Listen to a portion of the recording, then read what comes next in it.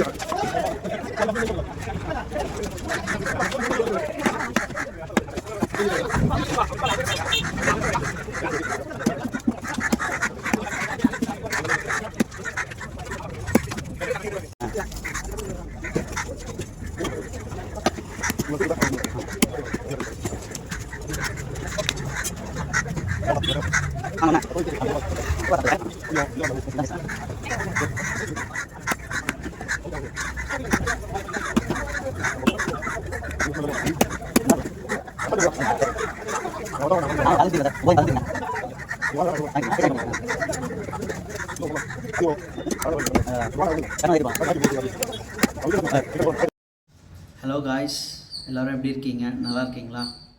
எல்லாருக்கும் வணக்கம். இன்றைக்கி கொடுவா மீனில் தொக்கு டீப் ஃப்ரை பண்ணி சாப்பிடலாம். பட் அந்த ஆயில் கண்டென்ட் வந்து அந்தளவுக்கு நல்லது கிடையாது. ஸோ டீப் ஃப்ரை பண்ணி சாப்பிட்றதுனால அதுக்கான டிஸ்அட்வான்டேஜஸ் இருக்குது. ஸோ நிறைய கொலஸ்ட்ரால், அப்புறம் ஹார்ட் பிளாக்கேஜ், அந்த மாதிரியான விஷயங்கள்லாம் நிறைய வருது. ஸோ இப்போது இந்த கொடுவா மீன் நான் வந்து ஒரிஜினல் கொடுவா காசிமேடு போய் வாங்கிட்டு வந்திருக்கேன். இது வந்து 2 மீனே பார்த்திங்கன்னா இவ்வளோ மீன், 2 ஒரு மீடியம் சைஸ் கொடுவா 2000 ரூபா ஆச்சு. 2100 கேட்டாங்க. பட் பரவாயில்ல, எனக்கு தெரிஞ்சு இது ஒரு 3 kgs ஆகுது இருக்கும். கண்டிப்பாக 3 kgs ஆகுது இருக்கும். இதில் எப்படி தொக்கு பண்ணி சுவையாக நம்ம வீட்டிலே எப்படி சாப்பிட்றதுன்னு பார்க்கலாம். இந்த கொடுவா மீன் நீங்கள் ஹோட்டலில் சும்மா 2 பீஸ் போட்டு கேரளா ஸ்டைல் அப்படின்னு சொல்லிட்டு நிறைய ஹோட்டல்ஸில் 399 400 rupees வரையும் சார்ஜ் பண்ணுறாங்க சும்மா 2 பீஸ்க்கு. இதில் எத்தனை பீஸ் இருக்குதுன்னு நீங்களே முடிஞ்சால் கவுண்ட் பண்ணிக்கோங்க. ஸோ இதை எப்படி வீட்டில் ருசியாக சமைச்சு ஹெல்த்தியாக சாப்பிட்றதுன்றத இந்த வீடியோவில் பார்க்கலாம். வாங்க, என்னோடய சேனலுக்கு முதல்ல சப்ஸ்கிரைப் பண்ணிக்கோங்க, பெல் பட்டனை ப்ரெஸ் பண்ணிக்கோங்க. அடுப்பு ஆன் பண்ணியாச்சு. அது மேலே ஒரு கடாய் வச்சாச்சு. கடாய் நல்லா காயட்டும். நல்லா வாஷ் பண்ணி வச்சுருக்கேன்.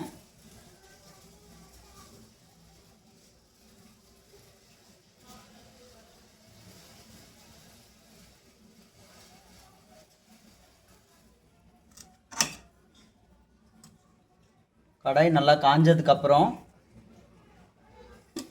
ஆயில் விட்டுக்கலாம்.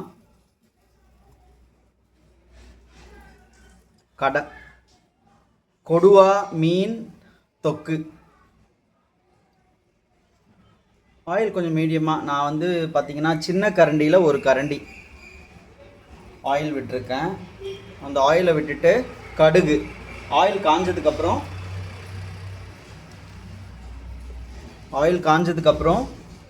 கடுகு போட்டுக்கோங்க.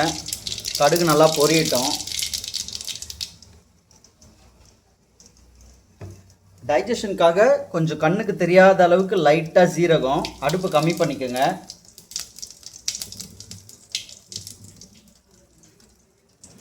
அதுக்கப்புறம் பச்சை மிளகா,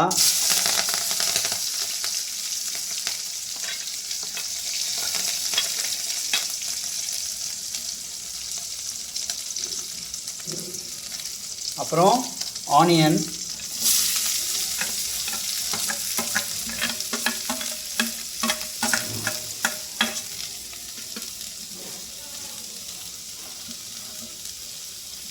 இதெல்லாம் ஆட் பண்ணிவிட்டு இப்போ நல்லா நம்ம இதை வதக்க போகிறோம்.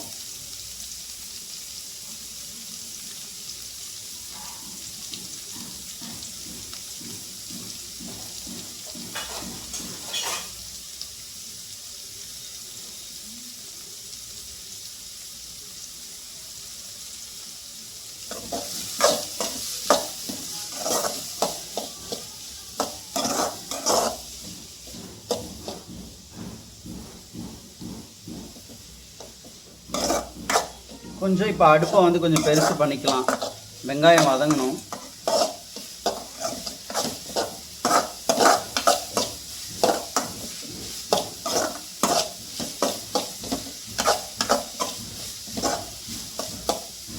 சப்போஸ் உங்களுக்கு ஆயில் கொஞ்சம் கம்மியாக ஃபீல் ஆச்சு அப்படின்னா நீங்கள் ஆயில் ஆட் பண்ணிக்கோங்க. எனக்கு இந்த ஸ்டேஜுக்கு ஓகேவாக தான் இருக்குது.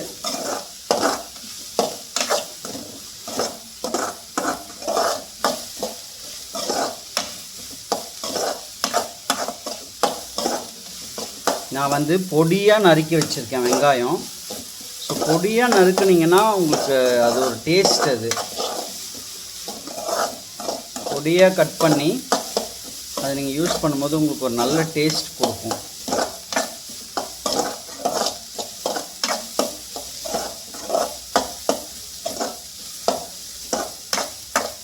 இந்த ஸ்டேஜில் நான் கொஞ்சோண்டு லைட்டாக ஆயில் ஆட் பண்ணிக்கிறேன்.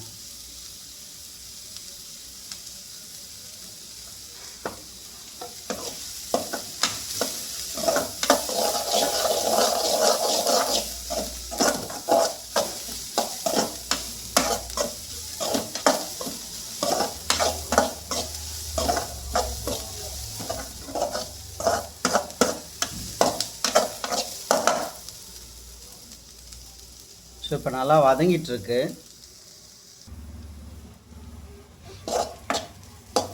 ஸோ இப்போ பார்த்தீங்கன்னா வெங்காயம் நல்லாவே வதங்கி அந்த ஃப்ளேவர், நல்லா வெங்காயம் வதங்கின ஃப்ளேவர் வந்து எனக்கு நல்லா தெரியுது. ஸோ இந்த டைமில் நம்ம எல்லாருமே தக்காளி ஆட் பண்ணுவோம். பட் இந்த டைமில் நான் என்ன சொல்கிறேன்னா லைட்டாக இஞ்சி பூண்டு பேஸ்ட் ஆட் பண்ணிக்கோங்க. ஸோ தொக்கு அப்படின்றதுனால ஓகே, இது அப்படியே ஆட் பண்ணிக்கலாம். அந்த 5 rupees பேக்கெட் தான் நான் யூஸ் பண்ணுறேன். அப்படியே ஆட் பண்ணிக்கோங்க. இஞ்சி பூண்டு பேஸ்ட்டு ஆட் பண்ணிவிட்டு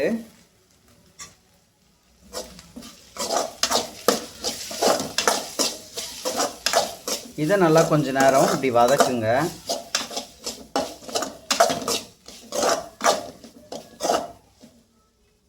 அடுப்பை நல்லா பெருசு பண்ணிக்கோங்க. நல்லா வதக்கிட்டு சும்மா ஒரு 25 செகண்ட்ஸ் தான்.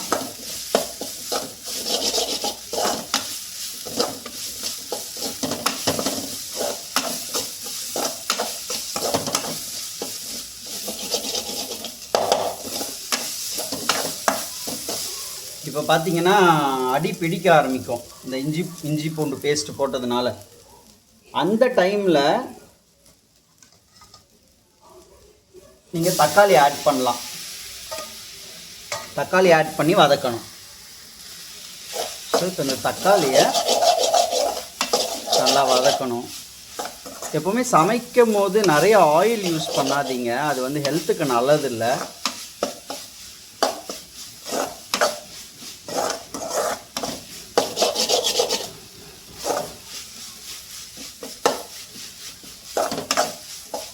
ஸோ தக்காளி வதங்குற வரைக்கும் வெயிட் பண்ணணும். ஸோ தக்காளி இப்போ வதங்கிட்டுருக்கு. இப்போ கொஞ்சம் சிம்மில் வச்சுக்கலாம் அடுப்பை. என்னோடய சேனலுக்கு சப்ஸ்கிரைப் பண்ணுங்கள். நிறைய பேர் வீடியோ பார்க்குறீங்க ஆனால் சப்ஸ்கிரைப் பண்ண மாட்டேறீங்க. உங்களோட ஒரு சப்ஸ்கிரிப்ஷனும் எனக்கு ஒரு மோட்டிவேஷனாக அமையுங்க. ஓகே, சரி, தக்காளி நல்லா வதங்கட்டும். தக்காளி வதங்குற அந்த கேப்பில் நான் புளி கரைசல் ரெடி பண்ணுறேன்.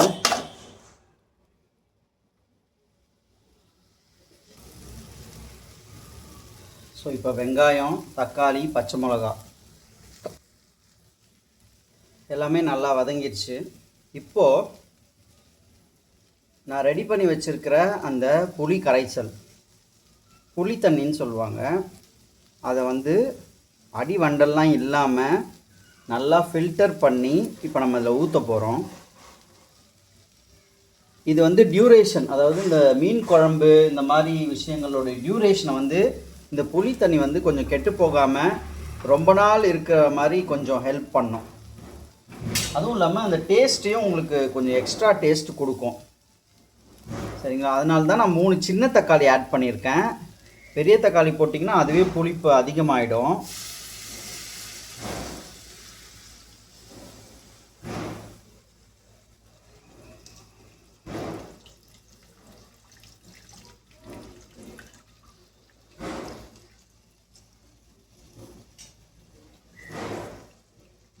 ஃபில்டர்னா ஃபில்டர் கூட யூஸ் பண்ணலாம்.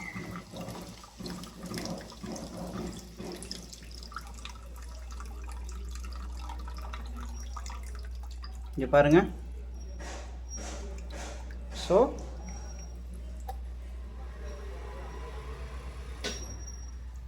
இந்த புளி கரைசல் நம்ம ஆட் பண்ணியாச்சு. இதை கொஞ்சம் கிளறி விட்டுருங்க. இப்படி இப்போ கொஞ்சம் அடுப்பை பெருசு பண்ணிவிட்டு கொஞ்சம் இப்படி கிளறி விட்டுட்டு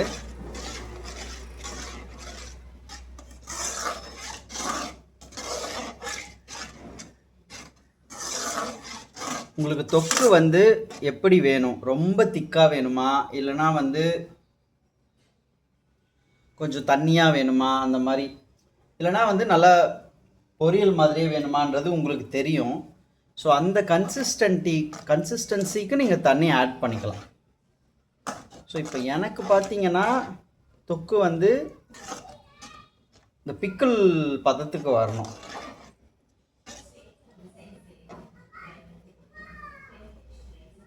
பட் ஆனால் வந்து இப்போ நம்ம என்ன பண்ண போகிறோன்னா, இது மட்டும் பத்தாது, இது கூட கொஞ்சம் வாட்டர் ஆட் பண்ணணும்.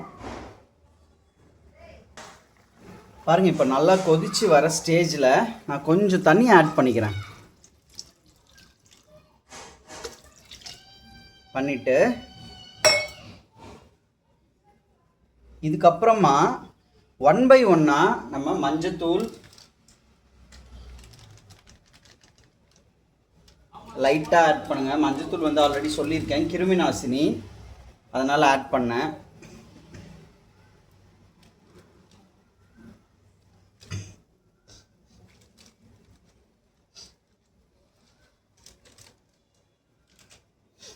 அதுக்கப்புறம் லைட்டாக கொஞ்சோண்டு பெப்பர்,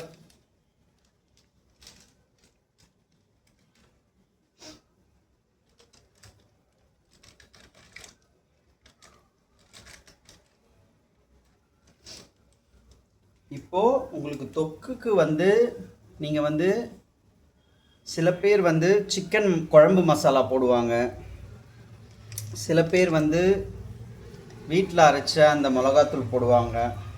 இப்போ நான் வந்து ஆச்சியில் குழம்பு மிளகாய்த்தூள் லைட்டாக ஆட் பண்ணிக்கிறேன்.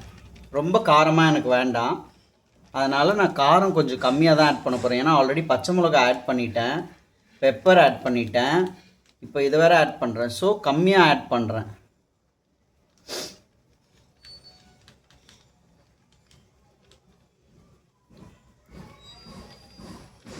அவ்வளோதான். ஆட் பண்ணிவிட்டு இப்போது உப்பு ஆட் பண்ணணும்.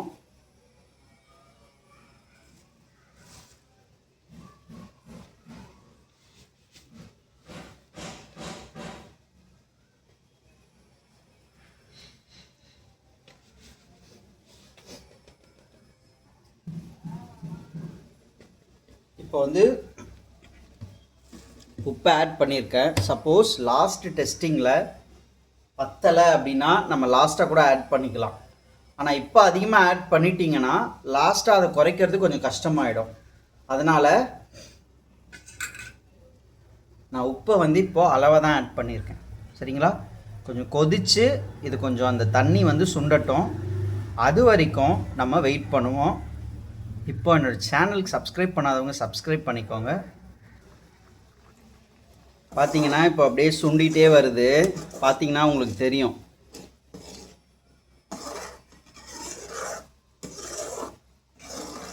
இன்னும் கொஞ்சம் லைட்டாக சுண்டட்டும். சரிங்களா? அதுக்கப்புறம் நம்ம மீன் ஆட் பண்ண போகிறோம். ஜஸ்ட் ஒரு 1 minute இப்படி கலரி விடுங்க, சுண்டட்டும்.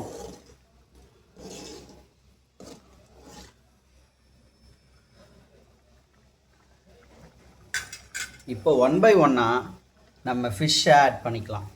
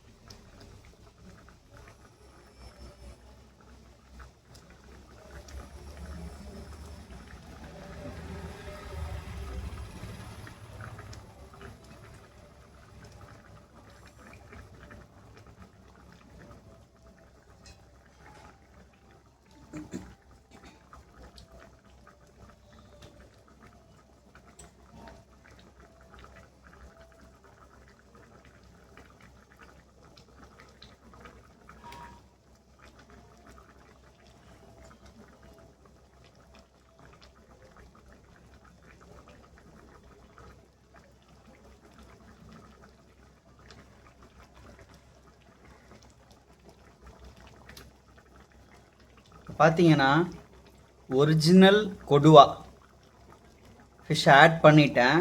தேவையான அளவு தான் எடுத்திருக்கேன். நான் ஆல்ரெடி சொன்ன மாதிரி ஆட் பண்ணிவிட்டு சும்மா கலரி விட்டுட்டே இருக்கக்கூடாது. பட் இதை வந்து உள்ளே டிப் ஆகணும் இந்த ஃபிஷ்ஷெல்லாம். ஸோ அதனால் நான் இதுக்கான ஸ்பேஸ் கொஞ்சம் க்ரியேட் பண்ணித்தரேன். வேறு ஒன்றும் பண்ணலை. நான் ஜஸ்ட்டு இந்த ஃபிஷ்ஷஸ்க்கான ஸ்பேஸை மட்டும் நான் அப்படி க்ரியேட் பண்ணி அவங்களுக்கு நான் வச்சுருக்கேன். ஸோ தட் ஈஸியாக இருக்கும் குக் ஆகிறது.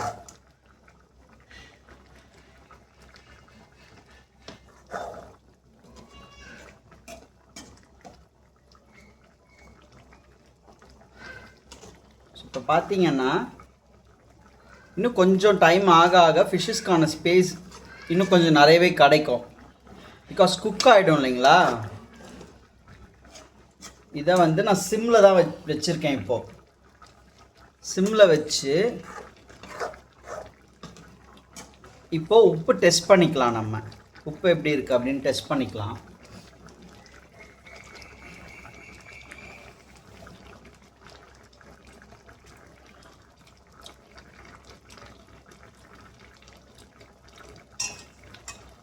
வாவ்,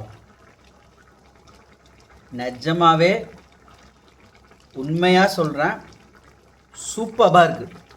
அந்த புளி கரைசல் ஒரு அத்தன்டிக்கான மீன் குழம்பு மாதிரி இருக்குது. இப்போ இந்த ஸ்டேஜில் இன்னும் கொஞ்சம் நல்லா திக்காக நான் கொஞ்சம் சுண்ட விட்டேன்னா ஷியோராக சொல்கிறேன் அத்தன்டிக்கான மீன் தொக்கு சூப்பராக இருக்குங்க. வாவ், சூப்பராக இருக்குது. அப்படியே அந்த டேஸ்ட் என் வாயிலே இப்போ நிற்கிது.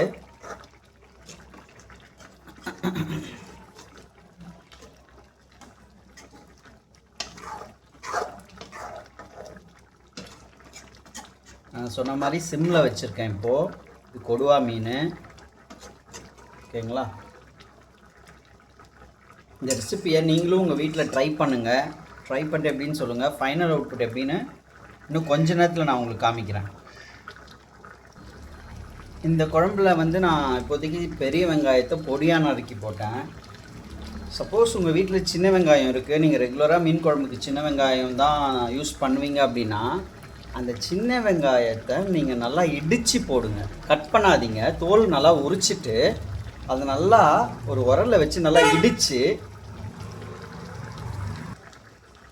இடித்து அதை வந்து நீங்கள் அப்படியே நான் அந்த பெரிய வெங்காயத்தை பொடியாக நறுக்கி போட்ட இடத்துல நீங்கள் வந்து அந்த சின்ன வெங்காயத்தை நல்லா இடித்து போடும்பொழுது உங்களுக்கு அதோடைய அந்த டேஸ்ட் வந்து இதை விட இன்னும் சூப்பராக கிடைக்கும்.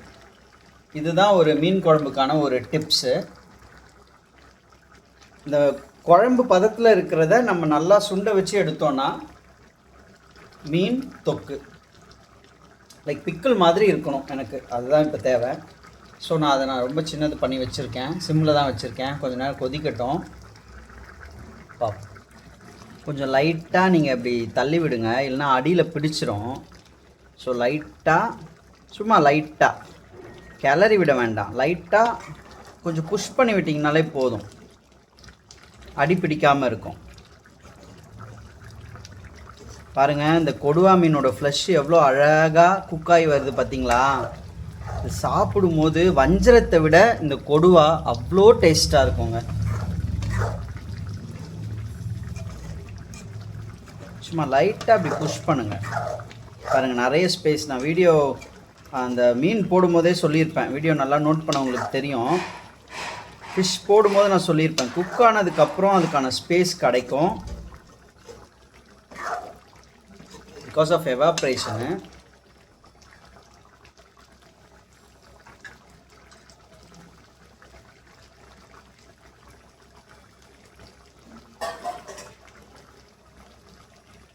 ஸோ அது இன்னும் குக் ஆகிட்டே இருக்கட்டும்.